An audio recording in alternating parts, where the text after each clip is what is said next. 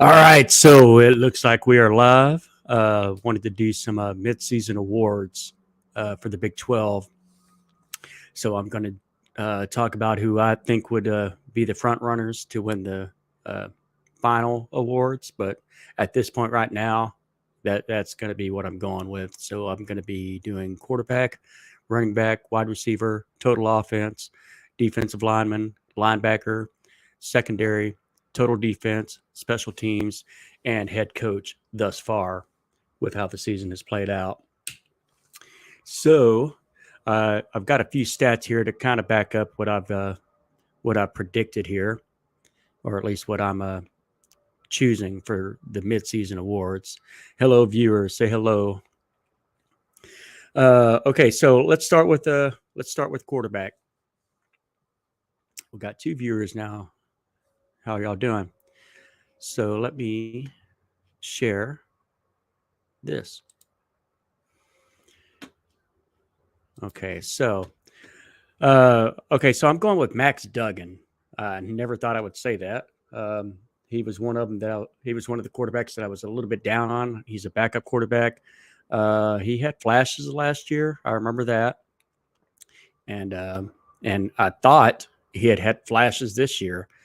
But if you want to take a look with me, the guy's got 16 touchdown passes with only one interception. The most touchdown passes in the Big 12 so far. Completely surprising to me because I only really thought of him as a gamer, a really tough nosed running quarterback, not afraid to not afraid to go up the middle and do designed runs like all the time. And apparently, passing wise, he's killing it as well. I gave Hunter Deckers a little bit of love here because he's surprisingly with an inept Iowa State offense has the most passing yards. I would never have guessed that. Got 13 touchdown passes, but he's got 7 interceptions. So maybe that plays into a little bit of why they've struggled so much offensively. But 16-1, those are great numbers. I'm completely shocked by that. If you look at the yards, 1,591 yards passing puts him in fourth place as far as yards. Talking about Max Duggan. So far, he's been the most impressive on the most impressive team. Probably everybody's number one right now. I don't think anybody predicted that. I do remember by week 2, I had TCU as my lowest ranked team in the power rankings, and here they are at the top, the last undefeated team, the last of two undefeated in conference, and man, they're just killing it. I gotta give them the love, and this one to me just turns out to be pretty easy. See, if you see over here in the ratings, he's actually the top rated quarterback as well. Completely surprising me. He's only taken 8 sacks. That's pretty good. It's pretty good there. And like I said, I really only thought of him as a runner, but here he is killing it. Uh, TCU is completely surprising doing what they're doing with a backup quarterback. But he's got some experience, but I wasn't expecting this. So anyway, that's gonna be my pick by a long shot. Dylan Gabriel is good when healthy. Spencer Sanders is very reliable. Um, JT Daniels is a good quarterback, but he's had some problems with his wide receivers, which is surprising to me based on the fact I think he has 3 really good wide receivers, but they let him down a couple of times in the first couple of games. Donovan Smith, way too sporadic. Blake Shapen, my guy, just a little bit unproven, but he's certainly catching on. His numbers are getting better and better as we go. Jalen Daniels is a superstar as a runner. I don't know what I think about him as a passer yet, but am I reading that right? He's got 11 touchdowns and only 1 interception. Wow, that's pretty impressive. I didn't think that much of Jalen Daniels as a passer. And his yards were pretty good too. And he's been out the last couple of games. I'm surprised. I didn't know he was that good of a passer. Anyway, quarterback by a mile right now, it's got to be Max Duggan. Never thought I would be predicting that. We're going to go to running back. This one is easy, completely easy. We got Bijan Robinson, the mustard man himself. He's got a lead in yards. He's got the lead in touchdowns. In all-purpose yards for the entire Big 12, he is the leader with, I think, 1,019 yards. So what he's halfway in. He's looking at potential 2,000 yards, all-purpose yards this year. Doing great, man. Deuce Vaughn was supposed to be the 1A or 1B. He's in third place behind Eric Gray of Oklahoma. But this one's just too easy. There's not too much for me to say on this. Bijan Robinson, by far. Yeah, and second place is Eric Gray and Deuce Vaughn, somewhere in that mix. After that, it's a complete drop-off. That's crazy to me. The number 5 rusher in the Big 12 is Adrian Martinez. That's kind of crazy. Okay, so on to wide receiver. I believe this one is a pretty easy one as well. At the very top, we're talking about an inept offense here. So I was already surprised by Hunter Dekkers leading the league in passing. I never saw that based on their scoring output. But here's the big reason why. I don't know who else is catching passes for Iowa State, but I know who's catching most of them. If you look at here at the receptions, he has 67 receptions already. Number 2 has 32. He has doubled the amount of catches, the amount of receptions already. That blows me away. So I'm going to take a look down here and find the next Iowa State guy. They've got one at number 9, so I'm surprised by that. But 378 yards. Xavier Hutchinson not only is killing it in receptions, 67 to 32 in second place, he's got 758 yards so far compared to 542, the next best. The leader in touchdowns is Xavier Worthy, but he with 6 touchdowns. Xavier Hutchinson is only one behind him and killing it in all the other stats, the important stats, the receptions and the yards. By far, the number 1 wide receiver in the Big 12 this year is on the worst scoring team in the Big 12, Xavier Hutchinson. But clearly, their offensive problems are not his fault. Dude is absolutely killing it right now. I guess maybe Iowa State needs a better running game, and then they would be extremely dangerous because we're going to talk about their defense here a little bit later. Total offense. Okay, I'm not going to switch screens to show this, but I'll just tell you the stats here that I've written down. TCU is the total offense leader. And I mentioned that earlier about how much Max Duggan has surprised me with what TCU has been able to accomplish. So they're throwing for 297 yards a game, and they're rushing for 229 yards a game. That is unstoppable. That is a complete balanced offense that's killing it on both ends. No wonder they're so hard to stop. And then, you put a good defense on top of that. What I do believe to be a good defense. I guess when you look at those type of stats, maybe it makes a lot of sense that they're at the top of the Big 12 for now. We'll see. They got a big game against Kansas State coming up. But so far, total offense, it's not really even close. I believe number 2 is Texas Tech. I think I'm right about that. I could be wrong. But TCU is a very balanced and very dangerous offense. Almost 300 yards a game passing, almost 230 yards rushing a game.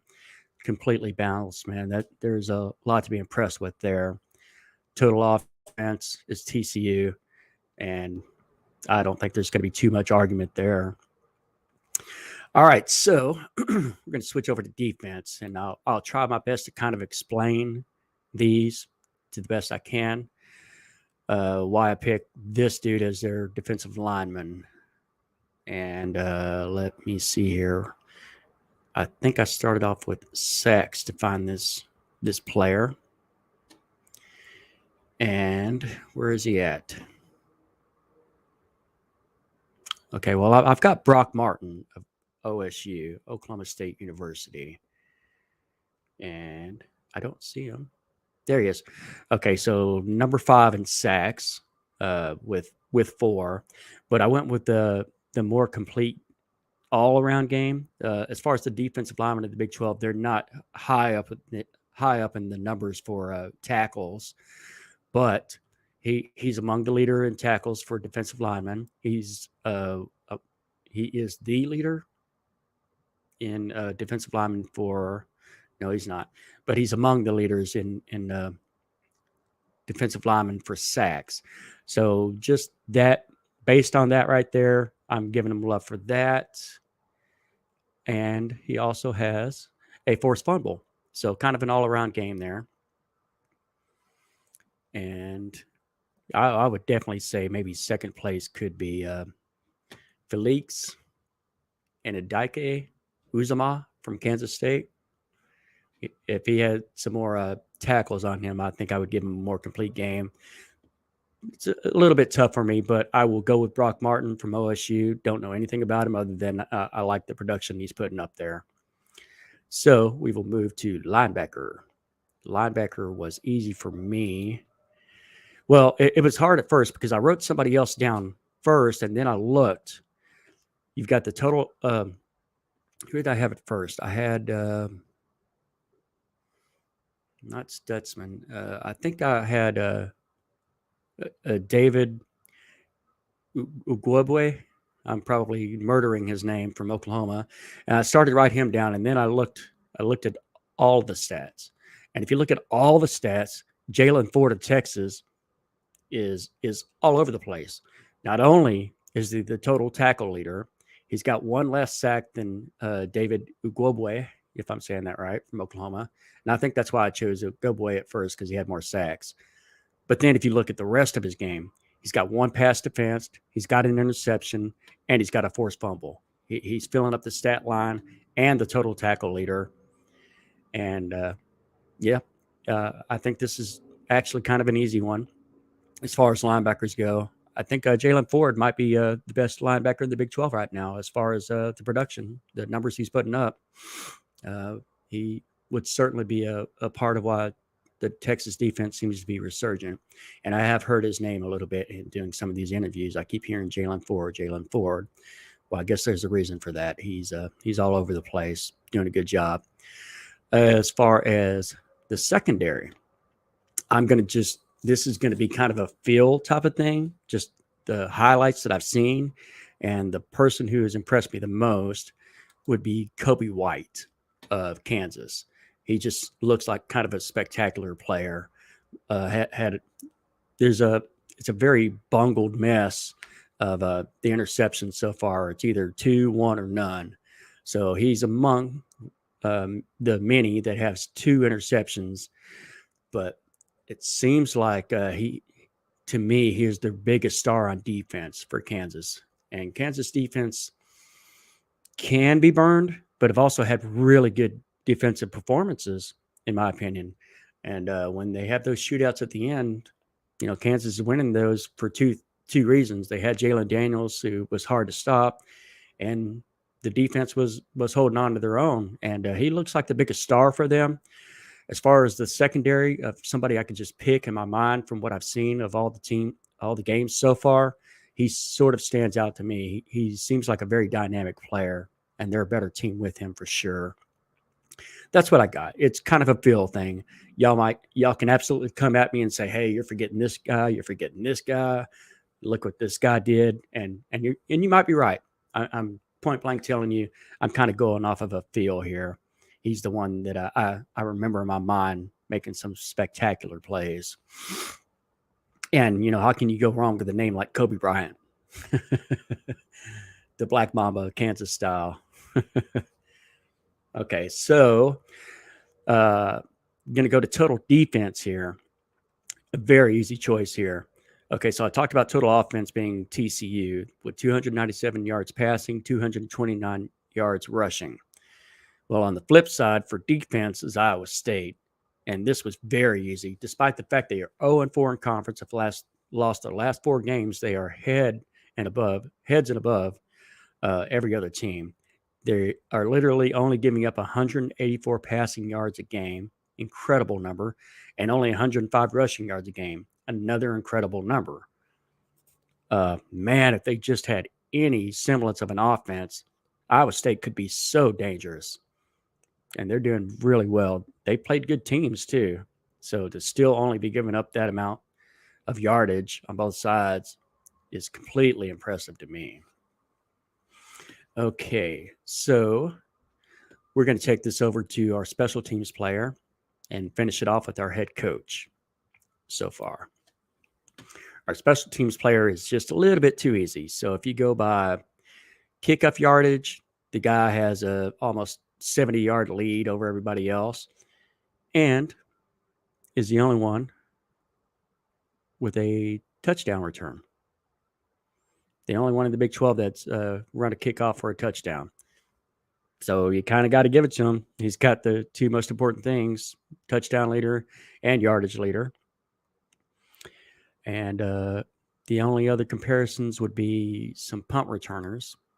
But I'm giving this to Jaden Nixon, a running back who has done really good on kickoffs. Unfortunately, I do remember who he ran that kickoff against. That would be my Baylor Bears. I was there to witness it.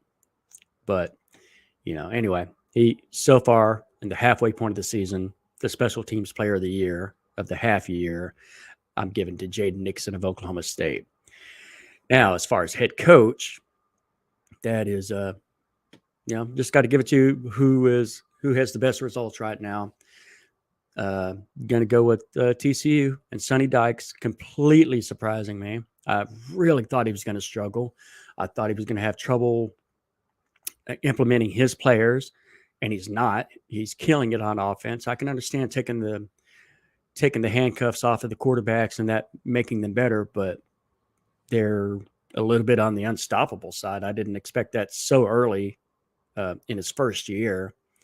He's doing a great job. And then I also anticipated that the defense had every reason to take a step back if they're putting a more offensive game plan into the mix.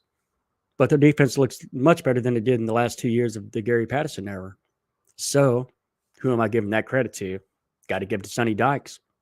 I don't think there's a player or two on offense or defense that is making the big difference. Got to give it to Sonny Dykes. He's just killing it. I didn't anticipate him coming in like that, doing well at SMU, kind of bringing them back from the dead.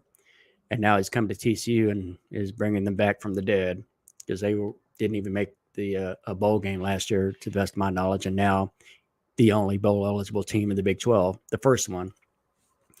And leading us, and as I said before, he has TCU undefeated overall and undefeated in conference, one of only two teams to be undefeated in conference. So that's about it.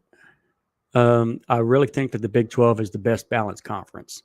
Yeah, man, absolutely. I'm just now getting back to the screen where I can see that I have a comment here. So when I got to interview Brandon Phoenix of Raspy Voice Kids before the Baylor West Virginia game, he had a great analogy or a great way of saying that, and he said that this conference doesn't have the highs of a Big Ten or an SEC, and it doesn't have the lows of an ACC or a Pac-12. Perfect analogy. What he said that we do have is meat up and down the conference. We got meat on those bones, and he's right.